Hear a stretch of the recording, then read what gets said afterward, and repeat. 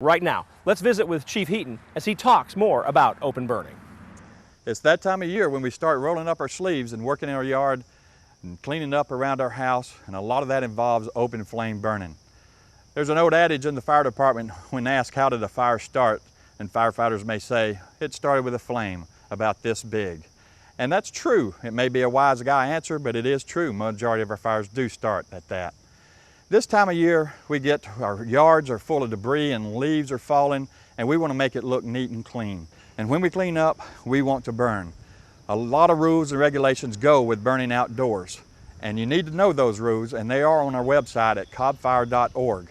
Some of the very basic rules you need to remember is there needs to be a water hose standing by in case the fire begins to spread.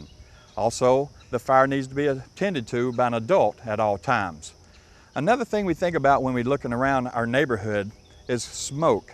When you begin to burn, smoke begins to spread around. We want to be friends to our neighbors, so make sure you're aware of where the smoke's going and that you work with your neighbors so that you don't irritate them in problems they may have. Another thing that we do outside, I mentioned, is recreational fire, where we may camp out or cook out with an open flame fire. That's great, it's great family fun, but there are rules that go with that also. And again, those can be found at our website. When we start talking about the chimeneas and fire bowls and grilling, a lot of that's done on the decks and patios of our homes. So let's go look at our home and see what we can find there. So here we are on our deck. And this time of year is especially a good time where we have chimeneas and fire bowls that add to the entertainment on the decks here. And of course we have our grill, which is used year-round, but is also considered an open flame. Thing we have to remember with open flames, and especially on our deck areas, is that when you're burning wood and wood products, they may snap and crackle and throw embers outside of the fireplace or the fire area. This can cause a hazard, particularly in the area around your fire, and also as embers fly into the air, they could also land in the gutters where the leaves are gathered, as well as valleys where the leaves are gathered. So I would recommend never leaving a fire outside on your deck unattended. We'd also talked about some of the open flames that we do inside the house. Let's go inside and look at some of those.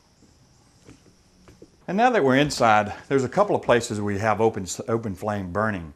First is our fireplace. Many homes have fireplaces very similar to this one. And the first thing you must remember about this is always make sure your flue is open before you have a fire inside the fireplace. Another thing is to be sure that you have your fireplace inspected annually to make sure it is safe to burn in. While we're here at our fireplace, we'll also talk about open flame also has a chance to have embers pop out and move into the area around your fireplace. So be sure not to store things such as newspapers, magazines, things that may catch on fire if embers do pop outside. Along with that, all fireplaces should have a screen to protect the area so things cannot get outside of the fireplace. One last thing I want to talk about on the fireplaces we see many fires is when people clean out the fireplaces and the ashes may stay warm or can burn for several hours, maybe even days. Never use a cardboard box, a cooler, or any combustible type of material to take your ashes outside of your home.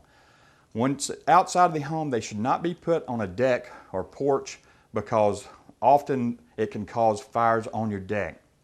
They should be taken outside, spread over an area, and hosed down to ensure that the embers are cooled and pose no harm to you. While we're here also, candles, open flame, inside your home, beautiful, beautiful, smell great. They really set the mood, if you will. And while we're talking about that, the 5 most popular times that candles cause fires in the home is Halloween, Christmas Eve, Christmas Day, New Year's Eve, and New Year's Day. So be careful with candles. Open flame inside your homes are very dangerous. One thing you want to do is be sure and keep them out of reach of children. A child should not be able to reach a candle that is burning. Also, never leave the candles unattended. If you are going to leave the room, you should blow the candles out to ensure the safety. Along with that, we're going to talk about candles in the bedroom. Many people like to use that for the ambiance, for the aroma, but it's very, very dangerous. As a matter of fact, 38% of the house fires started with candles start in the bedroom. Unfortunately, 41% of those end up in fatalities. So candles in the bedroom, although very pretty, we do not recommend. Candles should be kept 12 inches away from combustible materials. When setting candles around tables, around window sills, be extremely cautious that the wind will not blow the curtains in the area. I've said we shouldn't have candles in the bedroom. Bedspreads, pillows, things can move and get into the candle's burn area. That's what you really need to be careful with. If you have candles in window sills near plants, make sure that they're 12 inches away. Make sure that it doesn't dry the foliage and catch the plant on fire, which can cause further fires. We talked about a lot of different things today about open flames in and around your home. And the biggest thing I want you to remember is just be fire safe.